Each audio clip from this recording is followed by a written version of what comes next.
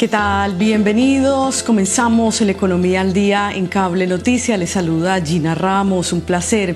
Gracias, como siempre, por la compañía, por estar con nosotros en esta oportunidad para conocer en la siguiente media hora un poco las cifras de la industria del carbón en Colombia.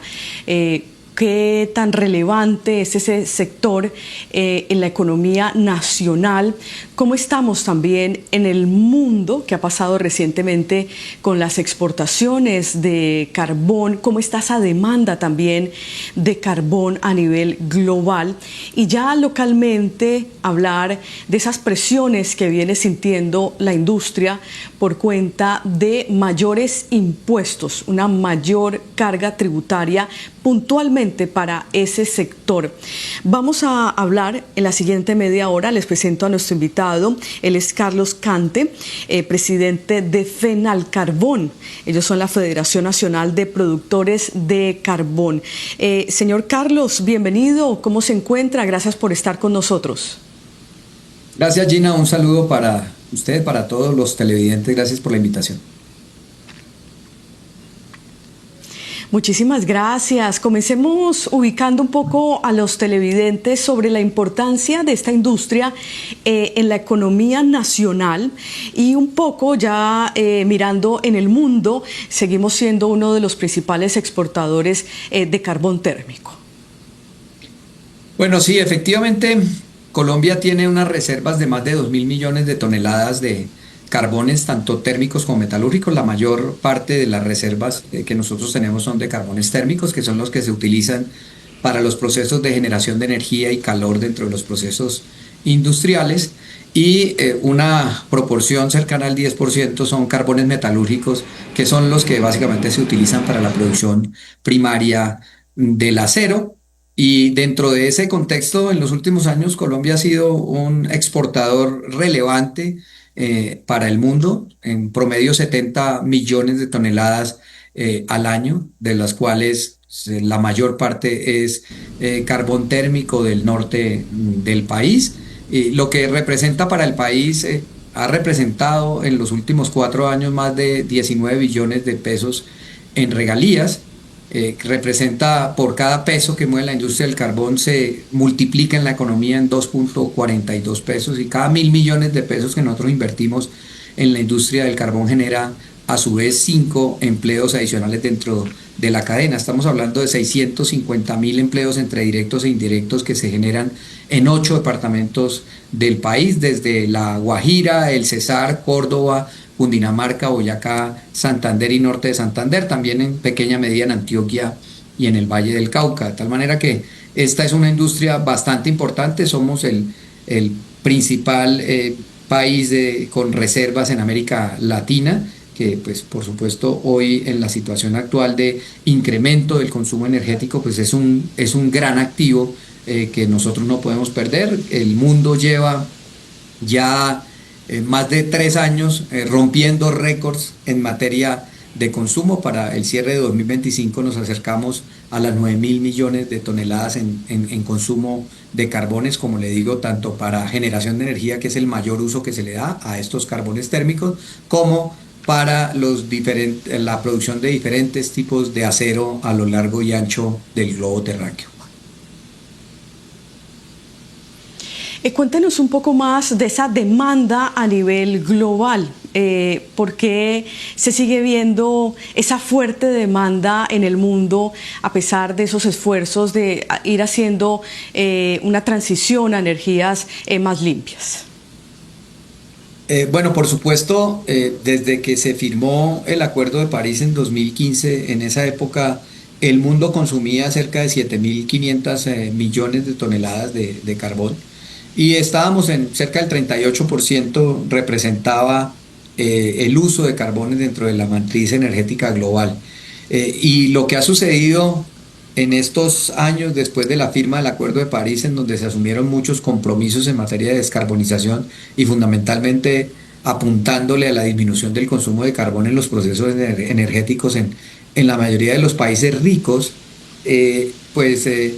lo que ha venido sucediendo es que la demanda de energía no ha parado, y hoy los centros de producción global, los centros industriales del mundo, el pivote industrial del mundo se ha volcado fundamentalmente hacia los países asiáticos, y hoy ellos son los mayores consumidores de carbones del mundo. Por ejemplo, China, que produce cerca de 4.000 millones de toneladas de carbón, consume el 53% de todo ese carbón que se consume en el mundo, y pues es lo más natural, porque todo lo que significa la industrialización de la China depende de un mayor consumo energético, y ellos protegen dentro de su modelo de crecimiento económico la seguridad energética, que en las actuales circunstancias tecnológicas solo pueden proveer fuentes estables, como en el caso del carbón, pero que además le garantiza a los países poder obtener el recurso en términos de soberanía energética, porque muchos países consumidores del mundo o bien tienen carbones dentro de su propio subsuelo, o tienen más facilidad de acceso a ellos a través de diferentes aliados comerciales, y mucho más viendo situaciones como las que se están presentando en estos momentos en el Medio Oriente, en donde cerca del 20% de los hidrocarburos del mundo están bloqueados por un conflicto entre Estados Unidos, Israel e Irán, y ese desabastecimiento energético pues conduce a que definitivamente los países que necesitan seguir utilizando sus máquinas, su aparato industrial, pues van a buscar siempre ese seguro energético que han encontrado en los carbones, y por eso es que definitivamente el consumo de carbón no baja. Y aunque comparado con hace 20 años, la participación del carbón dentro de la matriz energética global ha venido disminuyendo, precisamente por la incorporación de nuevas fuentes energéticas como la eólica, la solar, la térmica e inclusive la nuclear, que es la que hoy le está dando la mano a varios de los países desarrollados de Europa. Pues ese porcentaje ha venido disminuyendo, pero ha seguido creciendo en términos de volumen, porque el mundo demanda cada vez más energía y siempre encuentra o sigue encontrando la seguridad energética en el carbón. Ok, importantísimo allí la explicación de por qué el mundo sigue demandando carbón. Ahora, hablemos de las cifras locales, Carlos. Básicamente acá, ¿cuánto carbón estamos produciendo al año? ¿Qué tanto de eso se queda en el consumo local y qué tanto se exporta en términos generales para conocer esta industria? Bueno, como le digo, nosotros veníamos en un ritmo previo a 2022 en donde la producción de carbón estaba cerca a los 70 millones de toneladas. Inclusive en el año 2017 alcanzamos el récord en materia de producción y exportaciones, que fueron 92 millones de toneladas. Sin embargo, pues diferentes circunstancias han conducido a una disminución en los volúmenes producidos y exportados, pero fundamentalmente en los últimos 3 años hemos visto cómo la competitividad de los carbones colombianos se ha visto mermada por decisiones de política pública, en donde el gobierno actual ha generado una serie de penalizaciones desde el punto de vista tributario en contra de la industria del carbón, que coincide con un ciclo de precios bajos, que sabiendo nosotros que hoy los centros de consumo están mucho más distantes de los puertos colombianos, pues tenemos que ser muchísimo más competitivos en términos de costos a nivel local, y ha sucedido totalmente lo contrario. Se nos han incrementado los tributos que tenemos que pagar a la nación, no solo por la vía de impuestos que tienen que ver con la primera reforma tributaria, la sobretasa de renta para el sector carbón, sino también con los impuestos que se han generado a partir de diferentes declaratorios de emergencia económica, uno muy gravoso y antitécnico, que es el impuesto del 1% por las ventas de carbón, que termina multiplicándose en diferentes ventas que se dan desde la boca de la mina hasta el proceso de exportación, pero también el incremento de la tarifa de anticipo de renta, que pasó para el caso del carbón de el 1% 3.6 al 4.5, es decir, nos triplicaron la tarifa de retención de recursos que hace la DIAN para efecto del pago de impuestos, lo que tiene bastante afectados en materia de caja, sobre todo a la pequeña y a la mediana minería. Y pues las últimas decisiones que se han venido tomando, siguen afectando la caja de las compañías, el impuesto al patrimonio que se tuvo que declarar hace pocos días en el caso del sector, en general a todas las personas jurídicas fue el 0.5%, pero para el caso de nuestro sector fue el 1.6%, lo que ha restado muchísima competitividad. Y en lo que tiene que ver con los carbones del interior del país y los productos industriales que nosotros obtenemos a partir de los carbones, como es el caso del coque para la elaboración del acero, que lo exportamos y que hemos ocupado los primeros lugares durante los últimos años en materia de exportadores de coque hacia el mundo, pues hemos visto una afectación enorme en materia de incremento de costos logísticos.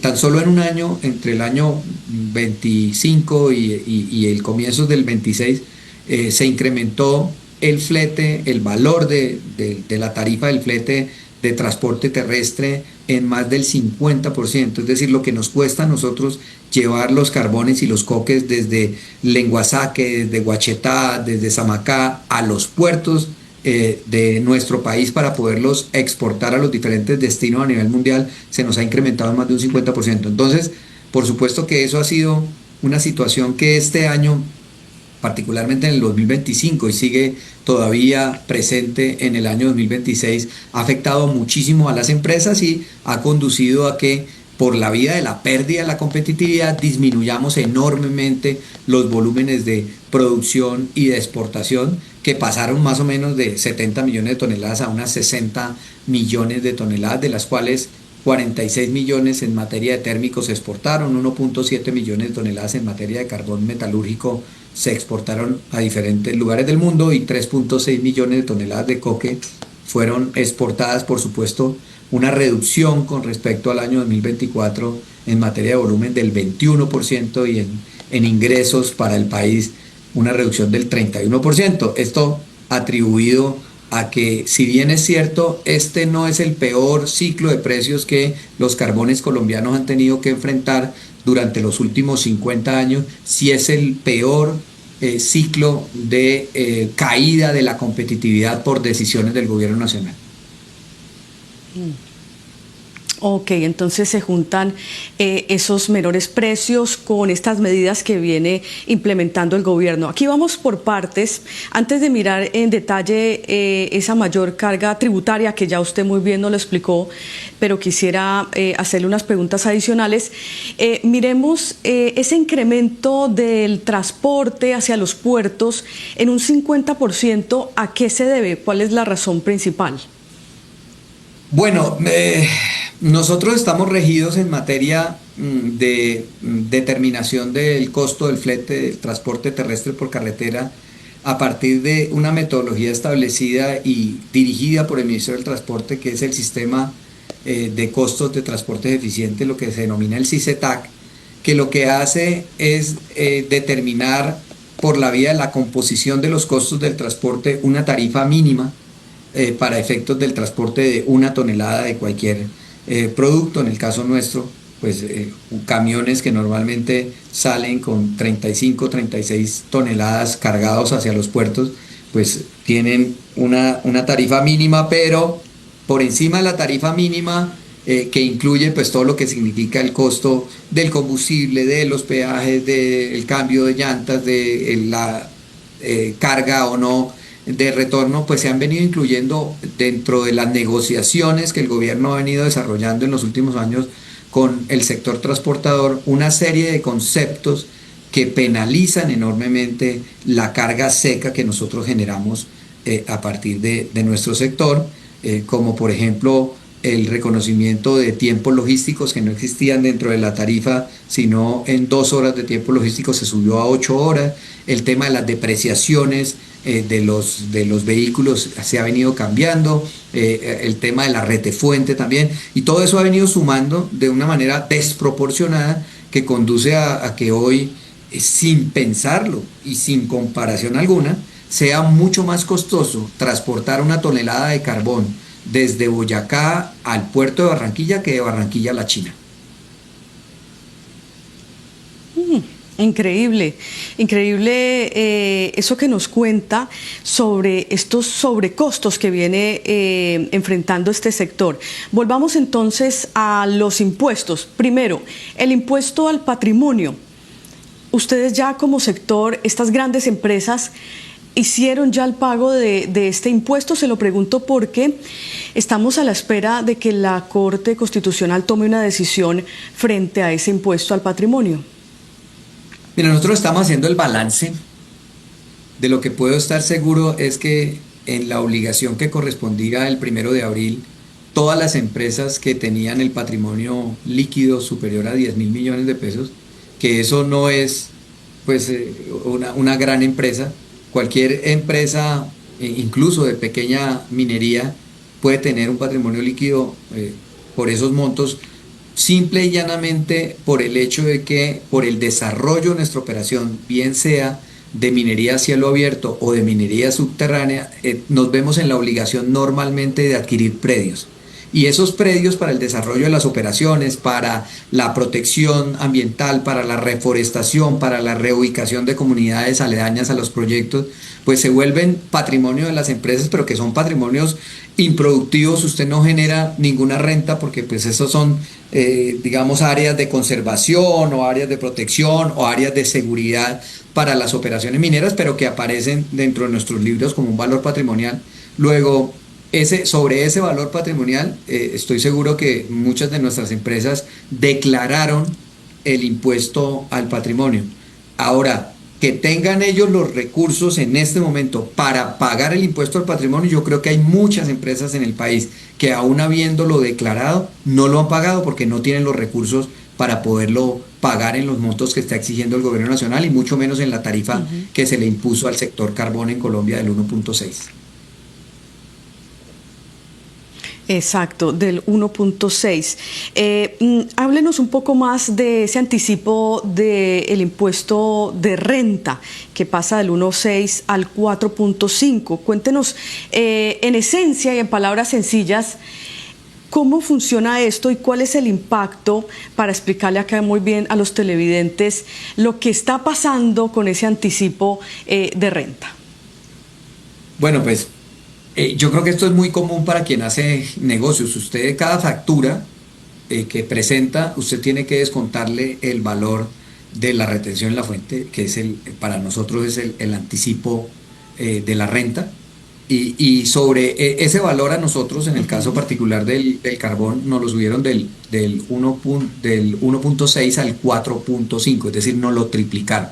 Eso quiere decir que independientemente del margen que tenga su negocio, usted tiene que girarle a la DIAN el 4.5. En épocas de precios a la baja, nosotros tenemos una garantía de mantenimiento de mercados. Es decir, independientemente de que los precios estén por debajo de mi costo, yo tengo un compromiso para exportar a Corea y tengo unos contratos y esto, o me muevo en el mercado spot y necesito garantizar que los carbones colombianos sigan llegando a Corea, sigan llegando a Tailandia, sigan llegando a Europa.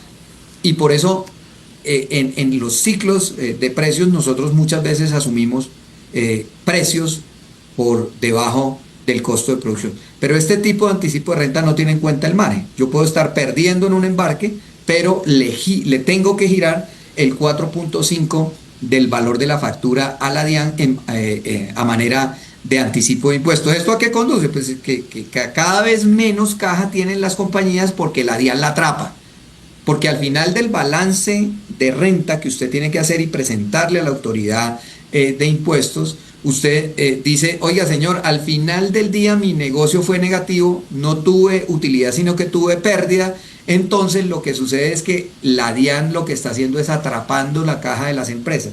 Nosotros calculamos en el 2025, solo en el 2025, entre el 2024 y el 2025, la caja atrapada por parte de la DIAN podría estar cercana a los 2 billones de pesos en el caso del carbón.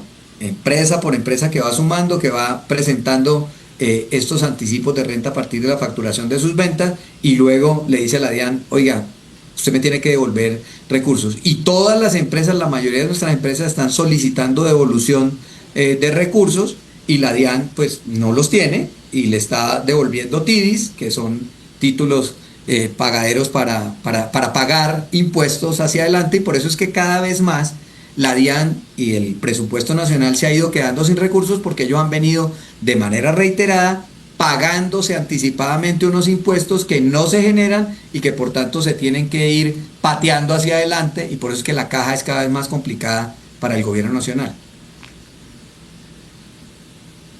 Ok, entendido entonces allí ese impacto de la retención o el anticipo en la retención de impuesto de renta en este sector.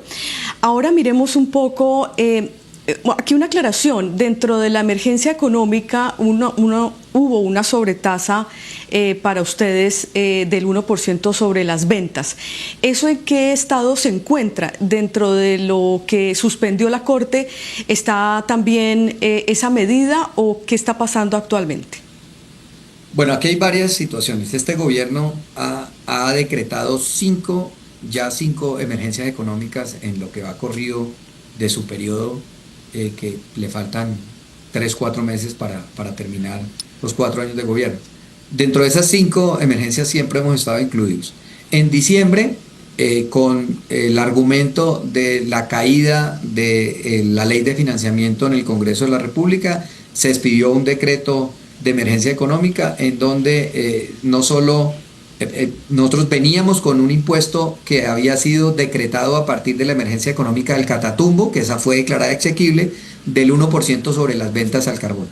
A partir de este decreto lo que se pretendía era prorrogar ese impuesto del 1% durante la vigencia de 2026, pretendiendo su recaudo para efectos del financiamiento del presupuesto general de la Nación, pero adicionalmente también nos incluyeron algo que ya había sido fallado y declarado inconstitucional por la Corte Constitucional a partir de la reforma tributaria de 2022, que era la no deducibilidad de regalías. Lo incluyeron de nuevo y pues esta era otra de las medidas tributarias que se nos estaban imponiendo en el decreto de emergencia de finales del 2025, y adicionalmente una sobretasa, un incremento de la sobretasa de renta que nosotros ya teníamos, que era hasta 10 puntos, la estaban subiendo hasta 15 puntos y estaban disminuyendo el piso de precio a partir del cual se generaba el pago de esa sobretasa de renta, lo que sin lugar a dudas terminaría de acabar con las posibilidades financieras de producción y exportación de los carbones colombianos, porque nos estaría cobrando una tarifa de renta del 50% a partir de un precio que en el cálculo que hicimos estaba cercano a los $50 por tonelada, lo que significa un precio muy por debajo de lo que podría ser el costo promedio de producción tanto para la pequeña minería como para la gran minería, tanto para minería subterránea como para minería a cielo abierto.